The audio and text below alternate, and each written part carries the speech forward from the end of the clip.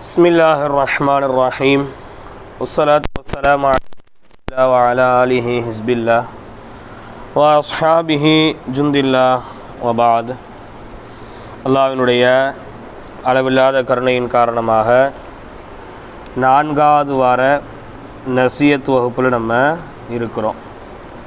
நசீஹத்து அப்படிங்கிறது உங்களுக்கான ஒரு பயான் அல்ல, வாழ்க்கையில் நம்ம ஒவ்வொரு தருணத்திலையும் செயல்படுத்தக்கூடிய விஷயங்களை தான் நசீஹத்தாக நம்ம என்ன செய்கிறோம், கொடுக்குறோம்.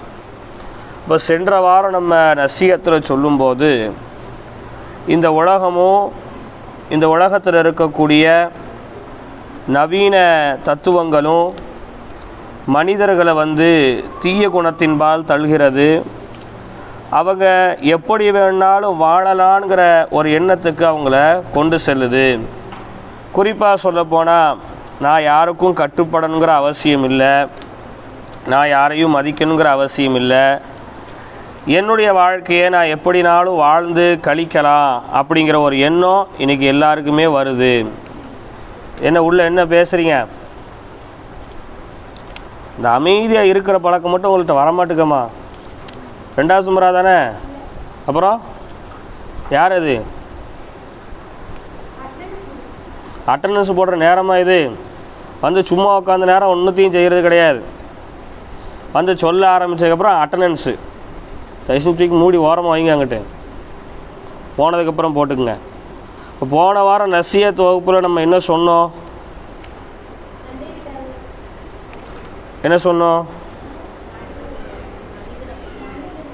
மணி வேற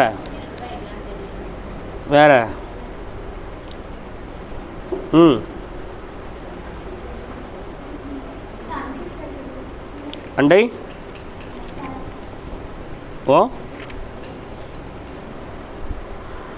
சொல்லுங்க. என்னம்மா நசீஹத்து பண்ணோம்? நசீஹத்துங்கிறது நம்ம வாழ்க்கையில் செயல்படுத்தணும்னு நம்ம சொன்னோமா இல்லையா? என்ன நசீஹத்து பண்ணணுங்கிறதே மறந்துட்டீங்களே, அப்புறம் எப்படி நீங்கள் செயல்படுத்துவீங்க? ஞாபகம்லாம் இருக்குது. அப்போ சொல்லுங்கள்.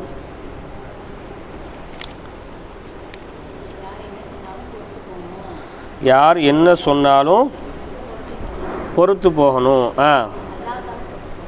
அல்லாஹ்வுக்காக பொறுத்து போகணும். சண்டை போடக்கூடாது, விட்டு கொடுக்கணும். அப்படியெல்லாம் விட்டு கொடுத்தீங்களா?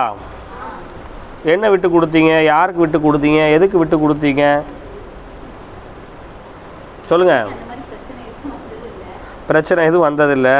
வரும்போது பார்த்துக்கலான்னு இருக்கியப்போ. வரும்போது இன்ஷா அல்லாஹ் விட்டு கொடுத்து தான் போகணும். வேறு யார்? வேறு யாராவது அந்த மாதிரி ஒரு சண்டை வரும்போது, ஒரு பிரச்சனை வரும்போது, நம்மளை ஒரு ஆள் ரொம்ப தரந்தாழ்த்தி பேசும்போது, அல்லது நம்மளை ஒரே சீண்டி பார்க்கும்போது பொறுத்து போய் அல்லாஹ்வுக்காக நான் உன்னை விடுறேன் அப்படின்னு சொல்லி நம்ம யாராவது எதையாவது செஞ்சோமா இந்த ஒரு வாரத்துக்குள்ளே?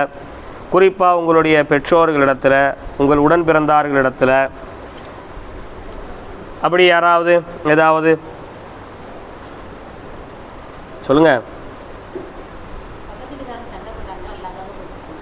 பக்கத்து வீட்டுக்காரங்க சண்டை போட்டாங்க, அல்லாஹ்வுக்காக பொறுத்து போனீங்க. உங்களால் சண்டை வந்துச்சா இல்லை அவங்களாவே சண்டை போட்டாங்களா? ஏன்னா சண்டையில் 2 வகை இருக்குது. ஒன்று சண்டைக்கு வா வந்து பாரு அப்படின்னு இழுத்துட்டு, ஆஹா தெரியாமல் இழுத்துட்டோம் அமைதியாக இருந்துருவோண்டா அப்படின்ட்டு இருக்கிறது ஒன்று இருக்குது. இன்னொன்று சும்மா இருக்கிற நம்மளை என்ன செய்வாங்க, சீண்டி பார்ப்பாங்க. நம்ம புரியுதுங்களா? அவங்கள்ட்ட அமைதியாக இருக்கிறதுன்னு ஒன்று இருக்குது. அப்போ நான் அடிக்கடி உங்கள்கிட்ட சொல்லக்கூடிய விஷயம் என்ன அப்படின்னா, மனிதர்களோடு எப்போதுமே நம்ம நல்ல முறையில் நடந்து கொள்ளணும். இந்த ஹதீஸை நான் உங்களுக்கு அடிக்கடி சொல்லியிருப்பேன், இருந்தாலும் அந்த ஹதீஸ்லேயே திரும்ப ஆரம்பிப்போம். ரசூல் ஸல்லல்லாஹு அலைஹி வஸல்லம் அவங்க சஹாபாக்கள்கிட்ட கேட்டாங்க, அருமை தோழர்களே, மனில் முஹ்லிஸ், உண்மையான ஒரு ஏழை யார் தெரியுமா அப்படின்னு கேட்டாங்க. உடனே பக்கத்தில் இருந்த நபி தோழர்கள்லாம் சொன்னாங்க, அல்லாஹ்வின் தூதரே, யாரிடத்தில் இருப்பதற்கு சொந்த வீடு இல்லையோ, உண்பதற்கு உணவு இல்லையோ, யாருக்கு உற்றார் உறவினர்கள் இல்லையோ, அடுத்து வேலைக்கு பணம் இல்லையோ, அவங்க தான் உண்மையான ஏழைன்னு சொன்னாங்க. அல்லாஹ்வின் தூதர் சொன்னாங்க, அருமை தோழர்களே, நான் இந்த துன்யாவினுடைய ஏழை யாருன்னு கேட்கல, ஆகிரத்தினுடைய ஏழை யார். இப்போ சஹாபாக்கள்லாம் சொன்னாங்க, யா ரசூலல்லாஹ், மறுமை நாளில் யார் ஏழையாக இருப்பாங்க அப்படிங்கிறத உங்களால் மட்டும்தான் சொல்ல முடியும், அதை அல்லாவும் நீங்களும் மட்டும்தான் அறிந்தவர்களாக இருக்கிறீங்க அப்படின்ட்டு சஹாபாக்கள் சொன்னாங்க. இப்போ ரசூலுல்லாஹ் சொன்னாங்க, நம்ம எல்லாம் நல்லா கவனமாக வச்சுருக்கணும். சொல்லப்படக்கூடிய விஷயங்கள்லாம் நீங்கள் ஆலிமாவாக ஆக போகிறீங்க, அடுத்து ஒரு 4 பேருக்கு உபதேசிக்கிற மாதிரி நீங்கள் அதெல்லாம் சிந்தனையில் வைக்கணும். புரியுதுங்களா? சிந்தனையில் இருந்தால்தான் செயல்பாட்டில் வரும், செயல்பாட்டில் இருப்பது தான் சிந்தனையில் இருக்கும். சிந்தனையும் செயல்பாடும் கலந்திருந்தால் தான் நம்ம ஒரு ஆலிமாவாக இருக்க முடியும். நம்ம முன்னாடியே நான் சொல்லியிருக்கிறேன், நம்ம பேரளவில் ஆலிமாவாக இருக்கக்கூடாது, குணத்தளவில் செயலளவில் யாராக இருக்கணும், நம்ம ஆலிமாவாக இருக்கணும். அப்போ என்ன அப்படின்னா அடுத்தவங்களுக்கு உபதேசிக்கணும். அதுக்காக தான் நான் இவ்வளோ விஷயம் நான் உங்களுக்கு சொல்கிறேன். அதையே திரும்ப அடுத்த வாரம் கேட்கும் போது மறந்துருச்சுன்னு சொல்லக்கூடாது. நம்ம புரியுதுங்களா? அப்போ ரசூலுல்லாஹ் சொன்னாங்க, ஒரு மனிதன் மறுமை நாளில் நிறைய நன்மைகளை கொண்டு வருவான். அவன் கொண்டு வரக்கூடிய நன்மையை பார்த்து அங்கே இருக்கக்கூடிய எல்லா மக்களும் வியந்து பார்ப்பார்கள். அவனால் சுமக்க முடியாத அளவிற்கு நன்மையினுடைய கணம் அதிகம் கொண்டவனாக அவன் வருவான். அவனுடைய நன்மையை அல்லாஹ் ரப்புல் ஆலமீன் பட்டியலிடுவான். அவனுடைய நன்மையை அல்லாஹ் ரப்புல் ஆலமீன் விசாரிப்பான். அவனின் நன்மையினுடைய தூய்மைத்தனத்தை அல்லாஹ் ரப்புல் ஆலமீன் நிரூபணம் செய்வான். நிரூபணம் செய்த பிறகு அவனை அல்லாஹ் சொர்க்கத்தை கொண்டு தீர்ப்பெழுதுவான். அந்த மனுஷர்கிட்ட நிறைய என்ன செய்யும், நன்மை இருக்கும். தொழுதிருப்பார், நோன்பு வச்சிருப்பார், தர்மம் செஞ்சிருப்பார், திக்ர் செஞ்சிருப்பார், தஹஜத்தில் இருந்திருப்பார், நிறைய சுஜூது செஞ்சிருப்பார், நிறைய இஸ்திக்பார் செஞ்சிருப்பார், நிறைய நன்மைகள்.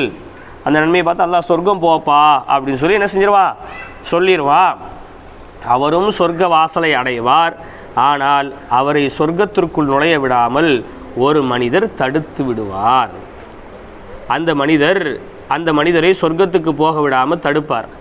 அப்போ மலக்குமாருங்க கேட்பாங்க, ஏன்பா இவரை நீ சொர்க்கம் போக விட மாட்டேங்கிற? இருவருக்கு மத்தியில் தர்க்கம் அதிகரிக்கும். உடனே அல்லாட்ட அந்த மலக்குமார்கள் இந்த இருவரையும் அழைத்து வருவாங்க. வந்த மனிதர் சொல்வார், யா அல்லாஹ், இவன் ஒரு தொழுகையாளியாக இருந்தான், இவன் ஒரு பெரிய பணக்காரனாக இருந்தான், இவன் நல்லவனாக உலகத்தில் வாழலை, எனக்கு ரொம்ப இடையூறு செஞ்சான், எனக்கு ரொம்ப தொந்தரவு கொடுத்தான், நான் இவன் பக்கத்து வீட்டில் தான் இருந்தேன், இவனுடைய வீட்டினுடைய கழிவு நீரை என் வீட்டு வாசலில் கொட்டுனா, இவன் எனக்கு நிறைய துன்பங்கள் துயரங்கள் கொடுத்தான், இவனை எதிர்த்து உலகத்தில் என்னால் எதுவுமே பண்ண முடியலை, நான் அமைதியாக இருந்தேன்.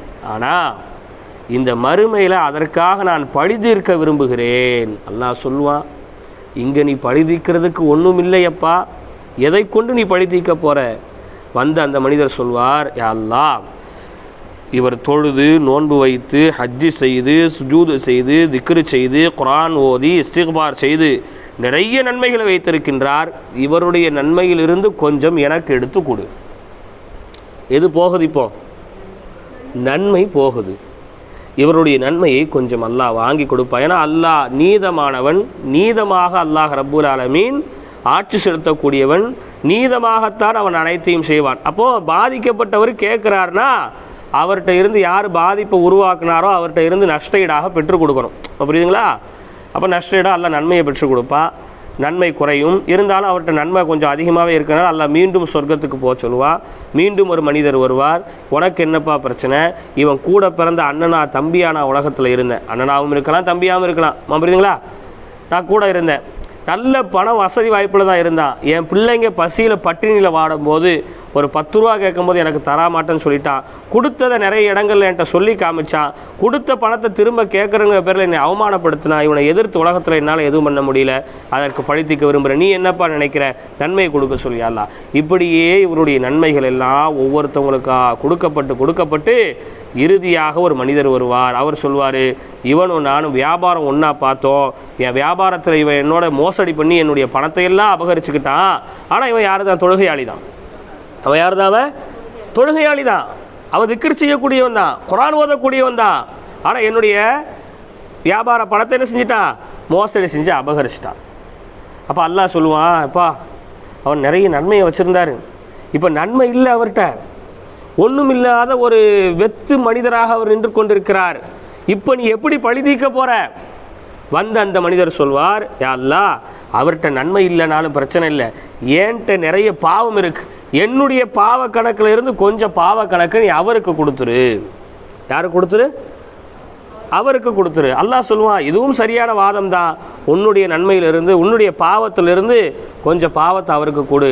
இப்படியே நன்மையை கொண்டு வந்தவர் பாவ சுமைகளை சுமந்து ஏழையாக மாறி நரகம் செல்வார் அப்படின்னு ரசூலுல்லாஹ் சொன்னாங்க. அப்போ நீங்கள் நல்லா விளங்கணும், ஹுகூக்குல்லா அல்லாவுக்கு செய்ய வேண்டிய கடமை, ஹுகூக்குல் இபாத் அடியார்களுக்கு மத்தியில் செய்ய வேண்டிய கடமையை சரிவர நம்ம செய்யலை. அல்லாவுக்கு செய்ய வேண்டிய கடமையில் மட்டும்தான் கவனம் செலுத்துகிறோம், ஆனால் அடியார்களுக்கு செய்ய வேண்டிய கடமையில் கவனம் செலுத்தலை அப்படின்னு சொன்னால் நம்மளுடைய நன்மைகள் மறுமை நாளில் பறிக்கப்படும். புரியுதா உங்களுக்கு? ஏன்னா ஷைத்தான் இருக்கானே இபாதத்தை கொண்டு பெருமை ஏற்படுத்துவான். ஷைத்தான் எதை கொண்டு பெருமை ஏற்படுத்துவான்? வணக்க வழிபாடுகளை கொண்டு பெருமை ஏற்படுத்துவான். நான் தொழுதுட்டேன், என் கூட படிக்கிற பிள்ளை தொழமாட்டா, என் கூட இருக்கிற என் தோழி தொழமாட்டா, நான் தொழுகையாளி, நான் யார் குரானை மனப்பாடம் பண்ணுறவ, நான் யார் குரானை சரளமாக ஓதுறவ, எனக்கு அரபி தெரியும், அரபியினுடைய எல்லாம் தெரியும், எனக்கு நகு தெரியும், ஃபிக்கு தெரியும். கல்வியை கொண்டு வணக்க வழிபாடுகளை கொண்டு ஷைத்தான் பெருமையை ஏற்படுத்தி பிறரை தவறாக நினைக்கக்கூடிய சூழலையும், பிறரை மதிக்காமல் நடக்கக்கூடிய சூழலையும், பிறரை காயப்படுத்தக்கூடிய சூழ்நிலையும் ஷைத்தான் ஏற்படுத்தி கொடுப்பான். யார் ஏற்படுத்தி கொடுப்பா? ஷைத்தான் ஏற்படுத்தி கொடுப்பான். அதனால தான் ரசூல் ஸல்லல்லாஹு அலைஹி வஸல்லம் சொன்னாங்க, இந்த உலகத்தில் நீங்கள் சிறந்தவர்களாக வாழணுமா, ரொம்ப ஒரு வரியில் ரசூலுல்லாஹ் சொல்லி முடிப்பாங்க, நீ உலகத்தில் சிறந்தவளாக வாழணுமா, எல்லா இடங்கள்லையும் நீ மதிக்கப்படணுமா, எல்லா இடங்கள்லையும் உனக்கு உயர்வும் கண்ணியமும் மரியாதையும் கொடுக்கப்படணுமா, ரசூலுல்லாஹ் சொன்னாங்க, மன் தகப்பர வலல்லாஹ், யார் இந்த உலகத்தில் பெருமை அடித்து வாழ்வாரோ, எதை வச்சுன்ட்டு இல்லை, எதை வச்சு பெருமை அடித்தாலும், புரியுதுங்களா? அழகை வச்சு, பணத்தை வச்சு, பதவியை வச்சு, கையெழுத்து அழகாக இருக்கிறத வச்சு, தன்ட்ட இருக்கிற ஆடையை வச்சு, வீடை வச்சு, பிள்ளையை வச்சு, கணவனை வச்சு, எதை வச்சு நீ பெருமை அடித்தாலும் வலல்லா அல்லாஹ் தரம் தாழ்த்தி விடுவான். அல்லாஹ் என்ன செஞ்சிடுவான்? கேவலப்படுத்தி விடுவான். ரசூலுல்லாஹ் சொன்னாங்க, ஒமந்த வால, யார் தன்னை பணித்து கொள்வாரோ ரஃபஉல்லா, அல்லாஹ் அவரை உயர்த்திடுவான். அல்லாஹ் அவரை என்ன செஞ்சிருவான்? உயர்த்திடுவான். ஒரு அழகான சம்பவத்தை ரசூலுல்லாஹ் அவங்களுக்கு நடந்த ஒரு செய்தியை சொல்லுவாங்க. அல்லாஹ் ரப்புல் ஆலமீன் நம்ம எல்லாரையும் ரூஹா அல்லாஹ் படைச்சி வச்சுருந்தான். மொத்த மனிதனுக்கு உலகம் 4 உலகம். 1 ஆலமுல் அர்வாஹ், 2 ஆலமுல் அர்ஹாம், 3 ஆலமுல் துன்யா, 4 ஆலமுல் ஆஹிரா. 1 நம்ம வெறும் ரூஹுகளாக உயிர்களாக வாழ்ந்த ஒரு காலம். நம்ம யாராக வாழ்ந்தோம்? வெறும் உயிராக வாழ்ந்தோம். புரியுதுங்களா? அடுத்து உம்மாவுடைய வயிற்றில் நம்ம ஒரு 10 மாதம் வாழ்ந்தோம். அப்புறம் இந்த உலகத்தினுடைய இந்த பூமியில் ஒரு 60-65 வருஷமாக வாழ்வோம். அதற்கடுத்து மறுமையில் நிரந்தரமாக வாழக்கூடியவர்களாக நம்ம இருக்கிறோம். புரியுதுங்களா? அப்போ ஆலமுல் அர்வாஹில் அல்லாஹ் ரப்புல் ஆலமீன் எல்லா உயிரையும் படைச்சிட்டான். ஆதம் நபி முதற்கொண்டு உலகத்தில் கடைசி குழந்தையாக பிறக்கக்கூடிய குழந்தையினுடைய உயிரை முதற்கொண்டு அல்லாஹ் எல்லாரையும் படைச்சிட்டான். படைச்சிட்டு அல்லாஹ் சொன்னால், நபிமார்களே, ரசூல்மார்களே, இந்த ரூஹுகளுக்கு மத்தியில் உங்களை நீங்கள் அறிமுகம் செய்யுங்க. அல்லாஹ் என்ன சொன்னால், இந்த ரூஹுகளுக்கு மத்தியில் அறிமுகம் செய்யுங்க. முதல்ல ஆதம் அலைஹிஸ்ஸலாம் வந்தாங்க. வந்து சொன்னாங்க, அன சஃபியுல்லா. ஆதம் அலைஹிஸ்ஸலாம் என்ன சொன்னாங்க? அன சஃபியுல்லா, உலகத்தில் அல்லாஹ்வினுடைய முதல் பிரதிநிதியாக நான் தான் வருவேன், அந்த பெருமைக்கு தகுதியானவன் நான் தான் சொல்லி தனக்கு கொடுக்கப்படக்கூடிய அந்த சிறப்பை கொண்டு தன்னை பெருமைப்படுத்தி ஆதம் நபி சொன்னாங்க. அடுத்து மூசா அலைஹிஸ்ஸலாம் வந்தாங்க. மூசா அலைஹிஸ்ஸலாம் வந்து சொன்னாங்க, அன கலீமுல்லா, நான் அல்லாஹ்ட்ட பேசக்கூடிய ஒரு நபியாக நான் வருவேன், எனக்கு அந்த ஒரு பெருமை உலகத்தில் இருக்குது, தன்னை பெருமைப்படுத்தி அறிமுகப்படுத்தினாங்க. ஈசா நபி வந்தாங்க, ஆனால் ரூஹுல்லா, நான் அல்லாஹ்வுடைய ரூஹாக உலகத்தில் வருவேன். இப்ராஹிம் நபி வந்தாங்க, ஆனால் கலீலுல்லா, நான் அல்லாஹ்வுடைய நண்பனாக வருவேன். இஸ்மாயில் நபி வந்தாங்க, ஆனால் ஜபீஹுல்லா, நான் அல்லாஹ்வுக்காக அறுக்கப்படக்கூடியனாக வருவேன். இது மாதிரி ஒவ்வொரு நபிமார்களும் இந்த உலகத்தில் அவங்களுக்கு எதை அல்லாஹ் சிறப்பாக்கி கொடுக்க இருக்கிறானோ அதை வச்சு தங்களை பெருமைப்படுத்தி என்ன செஞ்சாங்க? எதை பண்ணாங்க? அறிமுகப்படுத்தினாங்க. இப்போ புரியுதுங்களா? ஆனால் இறுதியாக வந்த ரசூலுல்லா வந்தாங்க, வந்து சொன்னாங்க, ஆனால் அப்துல்லா, ஆனால் அப்துல்லா. நீங்கள் எல்லாமே இப்போ ஆலிமாவுக்கு ஓதக்கூடியவங்க. ஆனால் அப்துல்லானா என்ன அர்த்தம்? நான் அல்லாவின் அடிமையாகத்தான் உலகத்தில் வருவேன்னாங்க ரசூலுல்லா. ரசூலுல்லாக்கு எவ்வளோ அந்தஸ்து அல்லாஹ் கொடுத்துருக்குறான். எவ்வளோ பெரிய பாக்கியங்கள் அல்லாஹ் கொடுத்துருக்குறான். ஆனால் அதெல்லாம் சொல்லலை. அல்லாஹ் நான் அல்லாஹ்வினுடைய அடிமையாகத்தான் வருவேன்னு சொன்னதோட அல்லாஹ் சொன்னா, யா ரசூலல்லாஹ் அந்த ஹபீபுல்லா, நீங்கள் உலகத்தில் என்னுடைய நேசராக நீங்கள் வருவீங்க நாயகமே அப்படின்னு சொல்லி என்ன செஞ்சா அல்லாஹ் சொன்னா. அதுக்கு பிறகுதான் எல்லா நபிமார்களையும் அல்லாஹ் அழைச்சி குரானில் சொல்கிறான். நம்ம ரபியுல் அவ்வல் ஓதுவோம், வைதா ஹதல்லாஹு மீசா கன்னபிகீன லமா ஆத்தைத்துக்கும் அப்படிங்களா. அல்லாஹ் தஆலா எல்லா நபிமார்களையும் அழைச்சி அல்லாஹ் ஒப்பந்தம் வாங்கிட்டான். என்ன ஒப்பந்தம் வாங்கினா, இவர் தான் இறுதி தூதராக வருவார், இவர் இறுதி தூதராகத்தான் வருவார், இருந்தாலும் நீங்கள் நபியாக இருக்கும்போது நான் இவரை தூதராக நபியாக அனுப்புனேன்னு சொன்னால் உங்கள் நபித்துவத்தை தூக்கி ஓரமாக வச்சுட்டு இவரை நீங்கள் பின்பற்றணும், இவருக்காக நீங்கள் செயல்படணும்னு சொல்லி அல்லாஹ் தஆலா ஒரு ஒப்பந்தத்தை யாரோட செஞ்சுக்கிட்டான், எல்லா நபிமார்களோட செஞ்சுட்டான். அப்போ ரசூலுல்லாஹ் இன்னைக்கு உலகம் எத்தனை ஆண்டுகள் 1500 வருஷம் கழிச்சும் கூட இன்னைக்கு உலகத்தில் எல்லா இடத்துலையும் ரசூலுல்லாஹ்வுடைய பேரை அஷ்ஹது அன்ன முஹம்மது ரசூலுல்லாஹ்னு அல்லாஹ் பாங்கில் ஒலிக்க வச்சிருக்கிறான், அத்தஹியாத்தில் ஒலிக்க வச்சிருக்கிறான், காமத்தில் ஒலிக்க வச்சிருக்கிறான், ஸலவாத்தின் மூலமாக ஒலிக்க வச்சிருக்கான்னு சொன்னால் இந்த உயர்வு எப்படி கிடைச்சது? எப்படி கிடைச்சது? தான் ரூஹாக இருக்கும்போதே ரசூலுல்லாஹ் தன்னை பணித்து கொண்டார்கள். தன்னை என்ன செஞ்சாங்க? பணிவோடு நடந்துக்கிட்டாங்க. என்கிட்ட இது இருக்கும், நான் இப்படி வருவேன் ரசூலுல்லாஹ் நினைச்சா சொல்லலாம். சந்திரனை பிளக்கக்கூடியவனாக நான் வருவேன் ரசூலுல்லாஹ் சொல்லணும்னு நினைச்சா என்ன செய்யலாம்? சொல்லலாம். குரானை கொடுக்கப்படக்கூடியவனாக நான் வருவேன் ரசூலுல்லாஹ் நினைச்சா சொல்லலாம். மக்காவை வெற்றி கொள்பவனாக நான் வருவேன் ரசூலுல்லாஹ் நினைச்சா சொல்லலாம். ஏன்? நான் உலகத்திலே பிறக்கும் போது சுஜூது செய்த வண்ணமாக, ஹத்னா செய்த வண்ணமாக, அத்தஹியாத்தில் இருந்த வண்ணமாக, எனக்கு பிரசவம் பார்ப்பதற்காக அல்லாஹ் மலக்குகளை அனுப்புவான் ரசூலுல்லாஹ் நினைச்சா சொல்லலாம். நான் ரசூலுல்லாஹ் அதெல்லாம் சொன்னாங்களா? சொல்லலை. அதெல்லாம் எதற்குரியது? பெருமைக்குரியது. அதையெல்லாம் ரசூலுல்லாஹ் என்ன செய்யலை?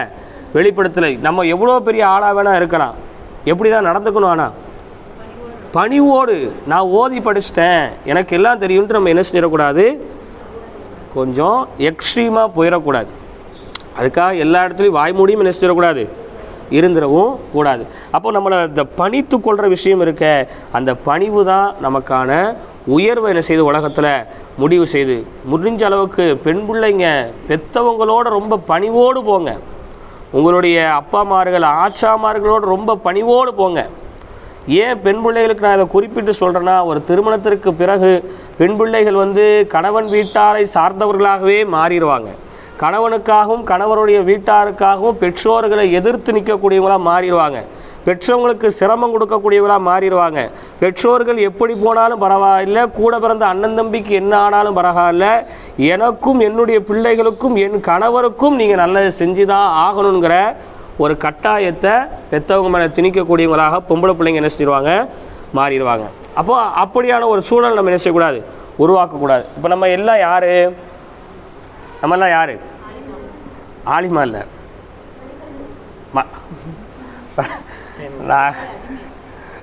இல்லை, நம்ம எல்லாம் யார்? முஸ்லீம். நம்மெல்லாம் முதல்ல யார்? முஸ்லீம். இப்போ முஸ்லீம்னா என்ன செய்யணும்? முஸ்லீம்னா என்ன செய்யணும்? மார்க்க கல்வியை படிக்கணும். வேறு முஸ்லீம்னா என்ன செய்யணும்? 5 நேரம் தொழணும், 5 கடமைகளை கடைபிடிக்கணும். வேறு முஸ்லீம் என்ன செய்யணும்? ரசூலுல்லாஹ் சொன்னதை வழிபடுத்தணும். வேறு முஸ்லீம்னா யார்? இப்போ நீங்கள் சொன்னது எல்லாமே பாருங்கள், எது சார்ந்ததாக இருக்குது? எல்லாமே அல்லாஹ்வை சார்ந்ததாக இருக்குது.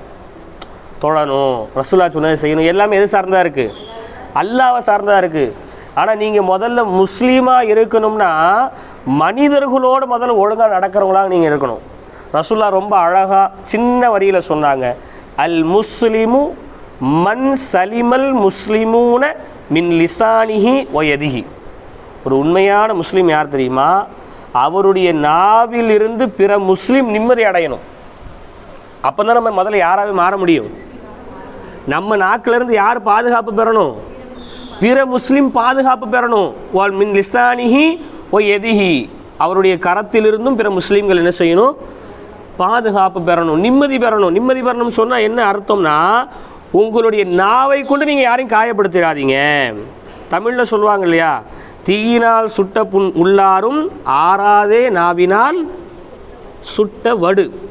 தீ எடுத்து கனகனங்கிற தீயை எடுத்து நம்மளுடைய லேசான தோளில் வச்சு சுட்டு பொசிக்கிட்டோம்னு சொன்னால் அந்த புண்ணு கொஞ்ச நாளில் ஆறிடும். இந்த புண்ணு என்ன செஞ்சிடும்?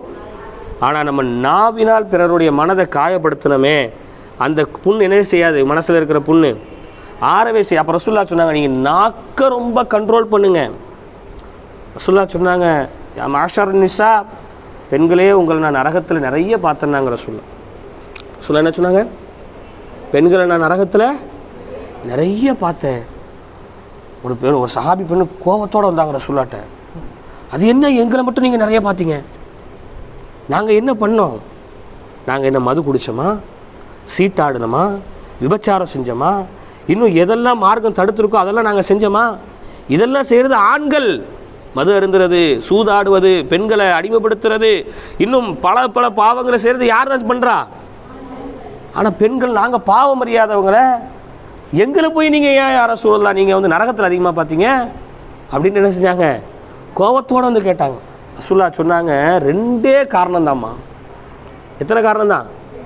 ரெண்டே ஒன்று, தக்சுர்னுல் லஅன, நீங்கள் ரொம்ப அதிகமாக சாபம் கொடுக்குறீங்க எதுக்கு எடுத்தாலும். ரசூலுல்லாஹ் என்ன சொன்னாங்க? சாபம் கொடுக்குறீங்க. வ தக்ஃபுர்னல் அஷீர, உங்கள் கணவன் உங்களுக்கு செஞ்ச உபகாரத்தை எல்லாம், உங்கள் கணவன் உங்களுக்கு பட்ட கஷ்டத்தை எல்லாம் நீங்கள் ஒரு நொடியில் மறுத்து ஒன்றைய கட்டி என்னத்தை கண்டேன்னு ஒரு வார்த்தையில் சொல்லிடுறீங்க. இது ரெண்டுமே எது சார்ந்தது? நாக்கு சார்ந்தது. இந்த நாக்கு தானே, இந்த நரம்பு இல்லாத நாக்கு தானே பெண்களுக்கு இயல்பாக இருக்கா இல்லையா? ஒரு ஆளை எதிர்த்து திட்ட முடியலன்னா மனசுக்குள்ளேயே பொசிக்கிறோம் அவங்கள. விளங்க மாட்டேன், உருப்பட மாட்டேன், நாசமாக போயிடுவேன், நீ என்ன ஆக போகிற, நான் பார்க்க தானே போகிறேன், வைக்க போகிறேன். இப்போ பேசிடுறோமா இல்லையா? பேசிடுவோம். அப்புறம் ரசூலுல்லாஹ் சொன்னாங்க, அந்த நாக்கு இருக்க, இந்த நாக்கை கொண்டு தான் நீங்கள் நரகம் போகிறீங்க. ஏன்னா இந்த நாக்கை வச்சு தான் ஷைத்தான் பெரிய பெரிய வேலையை பார்ப்பானா. ஷைத்தானை பற்றி ஒரு கிதாபில் ரொம்ப அழகாக எழுதுவாங்க. இந்த ஷைத்தான் இருக்கானே, அவனுடைய சிம்மாசனத்தை ஒரு கடலில் போடுவான். சிம்மாசனத்தை ஒரு கடலில் போடுவான். கடலில் போட்டு கூப்பிடுவான், வாங்கப்பா. எல்லா ஷைத்தானையும் ஷைத்தான் கூப்பிடுவான். என்னப்பா நீ எந்த தெருக்கு போன, யாரெல்லாம் எப்படி கெடுத்த? ஒவ்வொரு ஷைத்தானாக வருவான். ஒரு ஷைத்தான் சொல்லுவான், இன்றைக்கி வந்து நான் என்ன செஞ்சோம்னா, ஒருத்தவனை மதுவிலேயே மூழ்கடிச்சு ஒரே போதையிலே தள்ளி விட்டான், அவனை போதையிலே கடந்தான். இதான் பண்ணியா? வேறு எதுவும் பண்ணியா? வேறு எதுவும் பண்ணலை. போ நீ போ. நீ என்னப்பா பண்ண? இன்றைக்கி ஒருத்தவனுக்கு 50 ரூபா தான் தேவை இருந்துச்சு, ஆனால் 500 தேவை இருக்குன்னு அவன் மனசில் எண்ணத்தை போட்டு 500 மேலே அவனுக்கு வட்டியை கடமை ஆக்கி, வட்டி ஆக்கி, அதை பெருசாக ஆக்கி அவனை வட்டியில் மூழ்கடிச்சிட்டேன், தோக்கடிச்சிட்டேன். வேறு என்ன பண்ண? வேறு ஒன்றும் பண்ணல, போப்பா. இன்னொரு ஷைத்தான் வருவான், நீ என்னப்பா பண்ண? நான் இன்றைக்கி வந்து ஒருத்தவனை சூதாட வச்சேன், போப்பா. நீ என்ன பண்ண? நான் இன்றைக்கி ஒருத்தன் தொலை விடாமல் தடுத்தேன், போ. நீ என்ன பண்ண? நான் இன்றைக்கி இப்படி பண்ணேன், அப்படி பண்ண, ஒவ்வொரு எல்லாம் முடிச்சிருவான். ஷைத்தான் கவலையோடு உட்காந்துருப்பான். என்ன, நம்மளுடைய சந்ததியில் ஒரு சந்ததி கூட உருப்படி இல்லாமல் இருக்குது, ஒன்று கூட உருப்படியான ஒரு வேலையை பார்க்கலையே, இது பூரா அல்லாஹ் மன்னிச்சிருவானே, இதெல்லாம் அல்லாஹ்க்குள்ளே இது இல்லை, இது அல்லாஹ் இன்னல்லாஹ் கஃபூருர் ரஹீம், அவன் மன்னிக்கக்கூடியவன். நினச்சா அல்லாஹ் நினச்சா மன்னிச்சிருவான். ஆனால் அல்லாஹ் மன்னிக்க முடியாத பாவம், ஒரு பாவத்தை கூட ஒரு ஷைத்தானும் ஒருத்தவங்க கூட செய்ய விடாமல் வந்திருக்கான்னு சொல்லி ஷைத்தான் வருத்தத்தோடு இருக்கும்போது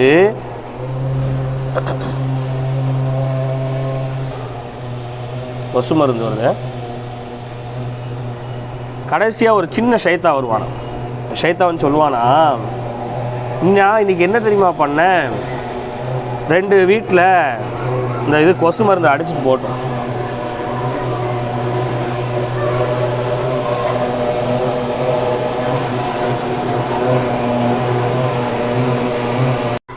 அப்போது இறுதியாக ஒரு ஷைத்தான் வந்து சொல்லுவானா, இன்றைக்கி ஒரு வீட்டில் கணவனும் மனைவியும் பேசிக்கிட்டு இருந்தாங்க.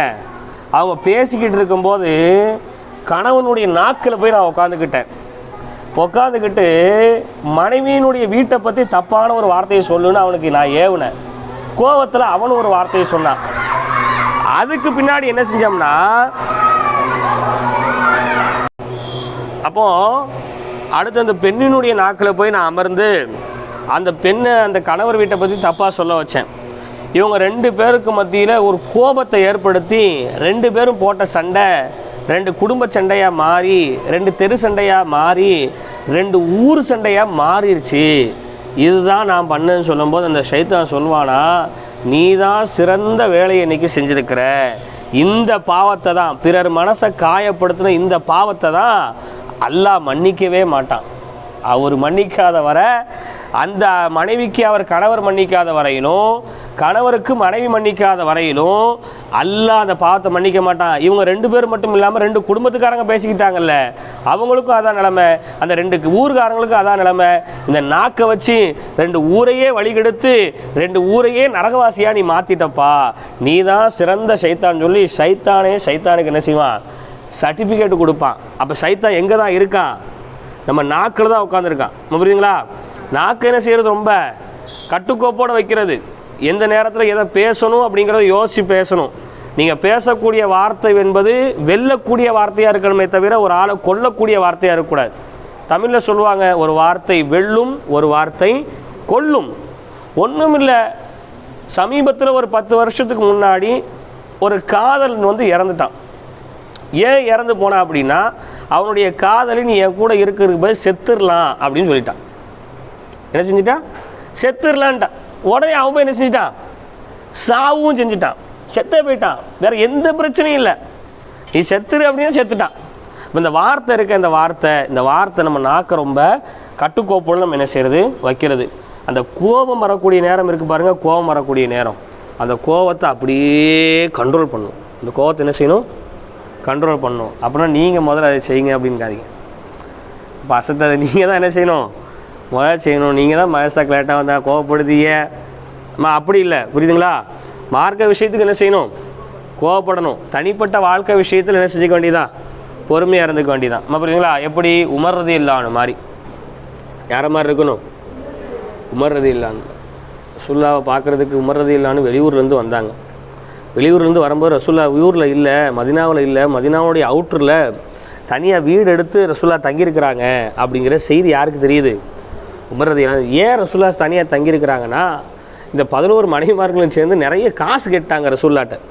நீங்கள் தர வருமானம்லாம் என்ன செய்ய மாட்டுக்கு, பத்த மாட்டுக்கு, எங்களுக்கு நிறைய வருமானம் தந்தால் தான் நாங்கள் நல்லது கெட்டதெல்லாம் ஆக்கி கொடுப்போம், உங்களோட நல்லா வாழ்வோன்னு சொல்லி என்ன செஞ்சிட்டாங்க, யார்கிட்டையும் சண்டை போட்டாங்க, ரசூலுல்லாட்டையும் சண்டை போட்டாங்க. இதுக்கு தலைவி யாருன்னா உமர் ரலியல்லாஹுடைய மகா ஹப்ஸா நாய். இதுக்கு தலைவி யார் இந்த குழுவுக்கு, உமர் ரலியல்லாஹு. இந்த செய்தி உமர் ரலியல்லாஹு தெரிஞ்சு போச்சு. வந்த உமர் ரலியல்லாஹு நேராக விறுவிறுன்னு வாழை தூக்கிட்டு போயிட்டாங்க. இன்றைக்கி என் மகளாக இருந்தாலும் இன்றைக்கி கொல்லாமல் விட போகிறது இல்லைன்ட்டு. அப்புறம் ரசூலுல்லாஹ் அவங்கள மடக்கி பிடிச்சி, இது குடும்ப பிரச்சனை, நீங்கள் போங்க நான் பார்த்துக்கிறேன்னு சொல்லி விட்டுட்டாங்க. அப்போ அல்லாஹ் ரசூலுக்கு ஒரு பிரச்சனைன்னு வரும்போது என்ன செஞ்சிட வேண்டியதா, கொந்தரிச்சு கோவப்பட்டு வர்றதில் தவறில்லை. புரியுதுங்களா? ஆனால் அதே நேரத்தில் உமர் ரலியல்லாஹு எவ்வளோ பொறுமையானவங்க தெரியுமா? உமர் ரலியல்லாஹுடைய ஆட்சி காலத்தில் அவங்க கலீஃபாவாக இருக்கும்போது உமர் ரலியல்லாஹுட்ட சாதாரண மனிதர்கள் எல்லாம் எதிர்த்து கேள்வி கேட்பாங்க. புரியுதுங்களா உங்களுக்கு? தனிப்பட்ட வாழ்க்கையில் தவறுகள் இருந்தால் அவங்கள்ட்ட உமர் ரலியல்லாஹு மன்னிப்பு கேட்டு அவங்க மனதை குளிர வைக்கக்கூடியவர்களாக உமர் ரலியல்லாஹு இருந்திருக்கிறாங்க. எந்த அளவுக்குன்னா, சின்ன பசங்கள்கிட்ட இருந்து 2 குருவியை பிடுங்கி பறக்க விடுறதுக்கு உமர் ரலியல்லாஹு அந்த சின்ன பசங்கள்கிட்ட பணம் கொடுத்து வாங்கி அந்த குருவியை என்ன செஞ்சாங்க, பறக்க விட்டாங்க. புரியுதுங்களா? இப்போ மார்க்க விஷயத்தில் கோவப்படுவது என்பது வேறு, தனிப்பட்ட வாழ்க்கையில் கோவப்படுறது அப்படிங்கிறது என்னது வேறு. அப்புறம் ரசூலுல்லாஹ் சொல்கிறாங்க பாருங்கள், நீங்கள் என்ன செய்யாதீங்க. நிறைய பேர் நினைக்கிறது என்ன உண்டு அப்படின்னா, எனக்கு கோபம் வந்ததுன்னு சொன்னால் நான் என்ன செய்வேன்னு எனக்கே தெரியாது, நான் என்ன செய்வேன்ட்டு தெரியாதுன்னா நீ பாட்டு வீட்டுக்கு போப்பா அப்படின்னு சொல்லிடணும். நீ என்ன செய்வேன்னு தெரியாமல் இருக்குன்னா என்ன செய்யணும், முடிவு எடுத்துகிட்டு என்ன செய், வா அப்படின்னு சொல்லணும். அப்போ கோபத்தில் நம்ம வந்து என்ன செஞ்சிடுவோம் அப்படின்னு சொன்னால், என்ன பண்ணுறோம், என்ன பேசுகிறோம், யார்கிட்ட பேசுகிறோம், எங்கே நிற்கிறோம், என்ன ஏது எதுவுமே நமக்கு என்ன செய்யாது, ஞாபகத்தில் இருக்காது. அப்போ ரசூலுல்லாஹ் ரொம்ப அழகாக சொன்னாங்க, லைஸ ஷதீது பிஸ்ஸுராத்தி, கோபத்தில் வீரத்தை வெளிப்படுத்துகிறவன் என்பவன் உண்மையான வீரன் அல்ல. ரசூலுல்லாஹ் என்ன சொன்னாங்க, லைஸ ஷதீது பிஸ்ஸுராத்தி, கோபத்தில் தன்னுடைய எதிர்பார்ட்டியை அடித்து கீழே தள்ளி மேலே ஏறி உட்கார்றவன் யார் இல்லை, வீரன் இல்லை. இன்னம ஷதீது, நிச்சயமாக உண்மையான வீரன்னா யார் தெரியுமா, அல்லதி எம்லிக்கு நப்ஸஹு இந்தல் கலபு, கோபமான நேரத்தில் தன்னுடைய நப்ஸை கட்டுப்படுத்தி வைக்கிறவன். கோபம் வரும்போது என்னது, அப்படி பல்ல கடிச்சு கையை மூடி செவத்தில் ஒரு குத்து குத்தி பார்த்துக்கலாம் அப்படின்ட்டு அமைதியாக போகிறாங்க பற்றிங்களா? அவங்க தான் யார்? அவங்க தான் யாருன்னாங்க ரசூலுல்லாஹ்? உண்மையான வீரன். அது மாதிரி கோபம்ங்கிறது 2 வகையாக நம்ம வெளிப்படுத்தலாம். ஒன்று திட்டி பேசி அடித்து பேசி கோபத்தை வெளிப்படுத்துறது. இன்னொன்று மௌனமாகவே இருந்து நம்ம கோபத்தை வெளிப்படுத்தி எதிர்பார்ட்டியை கொல்லாமல் கொன்று எடுக்கிறது. இது பெண்கள் பண்ணக்கூடிய ஒரு தந்திரம். கோபமாக இருந்தால் என்ன செய்கிறதில்ல, முதல்ல அதிகமாக பேசுவாங்க, அப்புறம் பேசுகிறதே இல்லை. சாப்பாடு வேணா அப்படி தட்டை கொண்டு வந்து வச்சுட்டு போயிடுறது, இப்போ தண்ணி வேணா கொண்டு வந்து வச்சுட்டு போயிடுறது, அப்புறம் நைட்டு அந்த பக்கம் பார்த்து படுத்துக்கிறது, அப்புறம் அங்கிட்டு பார்த்தா இங்கிட்டு பார்க்குறது, இங்கிட்டு போனால் அங்கிட்டு போகிறது. இது எதனுடைய வெளிப்பாடு தான்? இது கோபத்தினுடைய வெளிப்பாடு தான். அப்போ இதுவும் என்னது தான்? ஒரு விதமான ஒரு கெட்ட பண்பு தான். அந்த கோபம் என்பது ரசூல் ஸல்லல்லாஹு அலைஹி வஸல்லம் சொன்னாங்க, உடனே நீங்கள் கோபத்தை என்ன செஞ்சுருங்க, தனித்து கொள்ளுங்க. நீங்கள் கோபத்தில் இருந்துட்டோன்னு சொன்னால் என்ன நடக்குன்னே தெரியாது. கோபம் கொலை வரைக்கும் ஒரு மனசனை கொண்டு போய் விட்டுரும். கோபம் என்ன செஞ்சிடும்? ஆத்திரத்தில் அருவாள் எடுத்தவங்கன்ட்டு தமிழில் சொல்லுவாங்க. ஆத்திரத்தில் அருவாள் எடுத்தவன், ஆத்திரம் வந்துருச்சுன்னு சொன்னால் கையில் எது இருக்குது என்ன இருக்குது யார்கிட்ட பேசுகிறோங்கிறதே தெரியாமல் என்ன செஞ்சிடும், போயிடும். இன்றைக்கி கோபத்தில் பாருங்கள், பெத்த தகப்பனை அடிக்கக்கூடிய பிள்ளைங்க இன்றைக்கி நிறைய இருக்கிறாங்க. அதை டிவி நிகழ்ச்சிகள்லாம் பெருமையாக கூட சொல்கிறாங்க. அந்த ஒரு டிவி நிகழ்ச்சியில் ஒருத்தன் கேட்குறான், நீ என்னப்பா பண்ண, நீ முதல்ல யாரை அடித்த? நான் முதல்ல எங்கள் அப்பனை தான் அடித்தேன். அது என்னச்சுன்னா பெருமையாக சொல்கிறான். என்ன அப்படின்னா அந்த கோபம், அந்த கோபத்தில் என்ன செய்கிறோங்கிறது தெரியாது. அப்போ ஒருத்தவங்களுடைய மனசை காயப்படுத்துகிற மாதிரி நம்மளுடைய எந்த சூழலும் அமையக்கூடாது. நம்மளை தெரியாமல் நடந்துருச்சு அப்படின்னா அது வேறு. நம்ம புரியுதுங்களா உங்களுக்கு? சில நேரங்களில் நம்ம விளையாட்டாக பேசுவோம், நக்கலாக பேசுவோம், கேலியாக பேசியிருப்போம். ஆனால் அந்த கேலியாக பேசுறது கூட சில பேருக்கு மனசில் ஒரு காயமாக அமர்ந்துடும். அப்படி நமக்கு தெரியாமல் காயப்படுத்தியிருந்தால் கூட நம்ம அவங்கள்ட்ட மன்னிப்பு கேட்கணும். அதனால தான் ரசூலுல்லாஹ் அடிமைகளை கேலி கிண்டல் செய்யணும்னா கூட ரசூலுல்லாஹ் அவங்கள்ட்ட அனுமதி கேட்பாங்களாம். அவங்கள இப்படி கேலி பண்ணால் அவங்களுக்கு வருத்தம் இல்லையே, நம்ம யார்கிட்டையா கேலி பண்ணும்போது நம்ம பண்ணியிருக்கோமா, நம்ம பண்ணியிருக்கிறோமா? ஒன்றும் இல்லை. இன்றைக்கி பாட வகுப்பில் உட்காந்து ஒரு ஆள் ஒரு அரபியை வாசிக்கிறாங்க அல்லது ஒரு தமிழையே வாசிக்கிறாங்க. ரொம்ப ஒரு திக்கி திணறி படிக்க தெரிஞ்சவங்க வாசிக்கிற போது தப்பு வந்துடுது. அப்படி தானே?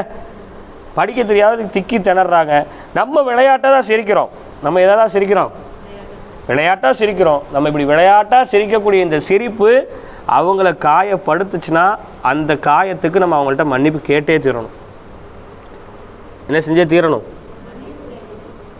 அப்போ நம்ம இன்றைக்கி யாரையா கிண்டல் பண்ணோமோ நம்ம சொல்கிறோமா, நான் இப்படி உன்னை கிண்டல் பண்ணிட்டேன் எதுவும் நினச்சிக்க நம்ம சொல்கிறோமா? யார் எப்படி போனால் நமக்கு என்ன, நம்ம நல்லா இருக்கோமா அப்படின்னு நம்ம நினச்சிட்டே போயிடுவோம். போய் அப்போ ரசூலுல்லாஹ் சொன்னாங்க, நீங்கள் மனிதர்களோடு என்ன செய்யுங்க, ரொம்ப பண்போடு நடங்க, அவங்களோட நீங்கள் ரொம்ப அரவணைப்போடு நடங்கன்ற ரசூல் ஸல்லல்லாஹு அலைஹி வஸல்லம் என்ன செஞ்சாங்க, சொல்லி காமிச்சாங்க. அது மட்டுமா, நாயகம் ஸல்லல்லாஹு அலைஹி வஸல்லம் அவங்கள்ட்ட ஒரு மனிதர் வராரு, யார் ரசூலல்லாஹ், எனக்கு நீங்கள் என்ன செய்யுங்க, ஒரு விஷயத்தை கொண்டு நீங்கள் எனக்கு கட்டளை பிறப்பீங்க, அந்த விஷயத்தை என் வாழ்க்கையில் நான் செஞ்சால் எனக்கு எல்லா நன்மையும் கிடைக்கும். ரசூலுல்லாஹ் சொன்னாங்க, நான் உனக்கு பண்ணக்கூடிய உபதேசம் லா தக்லப், நீ கோவப்படாதப்பா.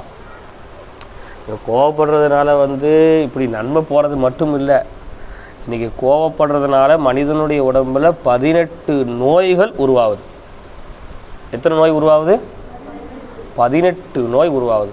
ஒரு மனுஷன் கோவப்படும் போது அவன் உடம்பில் இருக்கக்கூடிய உப்பு சத்து அதிகரிக்குது. கோவப்படும் போது சில ஆளுக்கு டப்புன்னு படப்படன்னு வேத்துரும் பார்த்துருக்கீங்களா? என்ன செஞ்சிடும்? சட்டுன்னு வேத்துரும். காரணம் என்ன? உப்பு சத்து என்ன செஞ்சிடும்? அதிகமாயிரும். உப்பு சத்து அதிகம் ஆச்சு அப்படின்னா அதிகமாக வேக்கும். அதிகமாக வேக்க ஆரம்பிச்சிச்சுன்னா படபடப்பு வரும். படபடப்பு வந்துச்சுன்னு சொன்னால் நரம்பு தளர்ச்சிகள் வரும். படபடப்பு வந்தால் இது வரும். இது ஒரு நோய். கோவப்படுறவங்களுக்கு அதிகமாக ஞாபக மறதி வரும். கோவப்படுறோமா, எடுத்ததுக்கெல்லாம் தொட்டதுக்கெல்லாம் கோவப்படுறோம் பார்த்தீங்களா? என்றைக்கோ ஏதோ ஒரு முக்கியமான விஷயத்துக்கு கோவப்படுறோம்னா அது நியாயமாக இருந்ததுன்னா அதை ஏற்றுக்கொள்ளக்கூடணும், அது வரவேற்க தகுந்தது. நம்ம புரியுதுங்களா? எடுத்ததுக்கெல்லாம் தொட்டதுக்கெல்லாம் பார்த்ததுக்கெல்லாம் வச்சதுக்கெல்லாம் கோவப்படுறோமே, இப்படி அடிக்கடி கோவப்படுறவங்களுக்கு இன்றைக்கி டாக்டர் சொல்கிறாங்க, பிள்ளைங்களுக்கு இன்றைக்கி ஸ்கூலில் படிக்கிற பிள்ளைங்களுக்கு 100க்கு 80% பிள்ளைங்களுக்கு ஞாபக மறதி அதிகமாக இருக்குது. ஞாபக மறதி என்ன செய்யுது? அதிகமாக இருக்குது. என்ன காரணம்னா இன்றைக்கி இருக்கிற 100% பிள்ளைங்க வீட்டில் கோவப்படுறாங்க. எதுக்கு கோவப்படுறாங்க? சாப்பாட்டில், செல்ஃபோன் கொடுக்கல, டிவி பார்க்க விடலை, விளையாட விடலை, ஃப்ரெண்ட்ஸோடு இருக்க விடலைன்னு சொல்லி பிள்ளைங்க கோவப்படுறதுனால அவங்களுடைய மெமரி பவர் வந்து லோவாகுதுன்ட்டு இன்றைக்கி டாக்டர் என்ன செய்கிறாங்க சொல்கிறாங்க. புரியுதுங்களா? இது போக கோவப்படுறதுனால ஒரு சைடு தலைவலி வர்றது, இது போக கோவப்படுறதுனால நிறைய உபாதைகள் என்ன செய்துங்காங்க ஏற்படுதுங்கிறாங்க. அப்போது அந்த கோபத்தில் நம்ம நாக்கை நம்ம ரொம்ப கண்ட்ரோல் பண்ணி வைக்கணும். புரியுதுங்களா? அப்படி கண்ட்ரோல் பண்ணி வைக்கும்போது தான் நம்ம ஒரு ஆலிமாவாக இருக்க முடியும். பண்ணக்கூடிய இந்த நசீகத்தை வந்து நீங்கள் என்ன செய்யணும்னா, இப்போ என்ன செய்யக்கூடாது? கோவப்படக்கூடாது. புரியுதுங்களா? அதிலும் குறிப்பாக யார்கிட்ட கோவப்படக்கூடாதுன்னா, நம்மளை விட ஏழ்மையில் இருக்கிறவங்க, நம்மளை எதிர்பார்த்து இருக்கிறவங்கள்ட்ட நம்ம கோவப்படவே கூடாது. இன்னும் நீங்கள் அந்த கட்டத்துக்கெலாம் வரலை. அப்படி ஒரு கட்டத்துக்கு நம்ம போவோம். புரியுதா அவங்களுக்கு? இன்றைக்கி வந்து பெற்றவங்க வந்து இன்றைக்கி அதுவும் வந்து நம்ம ஊரில் நம்ம பாராட்டணுமா? எந்த பெற்றவங்களும் பிள்ளைகளை சார்ந்து இல்லை. ரொம்ப கடினமான வயதிலும் கூட, தள்ளாத வயதிலும் கூட அவங்களே உழைத்து அவங்களே சாப்பிடக்கூடிய ஒரு சூழலில் தான் யார் இருக்காங்க இன்றைக்கி? எல்லா பெற்றவங்களும் இருக்கிறாங்க. அப்படி தானே? எனக்கு தெரிஞ்ச வரைக்கும், நான் பார்த்த வரைக்கும், அந்த ரங்கத்தில் யார் அவங்களுடைய பெற்றோர்களை எப்படி பார்க்குறாங்கன்னு எனக்கு தெரியல. ஓய்வில் இருக்கக்கூடிய நேரத்தில் கூட ஓடி ஓடி உழைக்கக்கூடியவர்களாக இன்றைக்கி பெற்றவங்க மாறிட்டாங்க. அதுக்கான காரணம் என்னென்னா, பிள்ளைங்க சுயநலவாதியாக மாறிட்டாங்க. பிள்ளைங்க யாராக மாறிட்டாங்க? தான் பிள்ளைய பார்க்குறதுல காமிக்கிற அக்கறை, தான் கணவனை பார்க்குறதுல காமிக்கிற அக்கறை, தான் குடும்பத்து மேலே காமிக்கிற அக்கறையில் ஒரு துளியும் பெற்றவங்க மேலே காமிக்கிறது இல்லை. நம்ம எல்லாருமே ஒரு விஷயத்தை நம்ம யோசிக்கணும். இன்றைக்கி நம்ம பிள்ளைய நம்ம என்ன கண்காணிப்பில், என்ன அன்பில், என்ன அரவணைப்பில், என்ன கேரிங்னஸில் நம்ம பார்க்குறோமோ, இதை விட 10 மடங்கு அதிகமாக நம்ம பெற்றவங்களை நம்ம பார்த்துருக்காங்க. இப்போ புரியுதா உங்களுக்கு? இப்போ இருக்கிற காலம், நல்ல சாப்பாடு இருக்குது, நல்ல துணி இருக்குது, உங்களுக்கு வந்து நீங்கள் கடன் வாங்குறதுக்கு நிறைய ஆள் இருக்குது. இன்றைக்கி வந்து கவர்மெண்ட் மூலமாக கடன் கிடைக்கிது, வட்டியில் கிடைக்கிது, அதில் கிடைக்கிது, இதில் கிடைக்கிது. இன்றைக்கி நம்ம பிள்ளைகளை வளர்க்குறது வந்து கஷ்டம் இல்லை. புரியுதா உங்களுக்கு? உணவில்லாத நேரம், உடை இல்லாத நேரம், 10 ரூபா கொடுத்து உதவுறதுக்கு ஆள் இல்லாத நேரத்தில் நம்மளை போட்டு வளர்த்தாங்க பார்த்தீங்களா?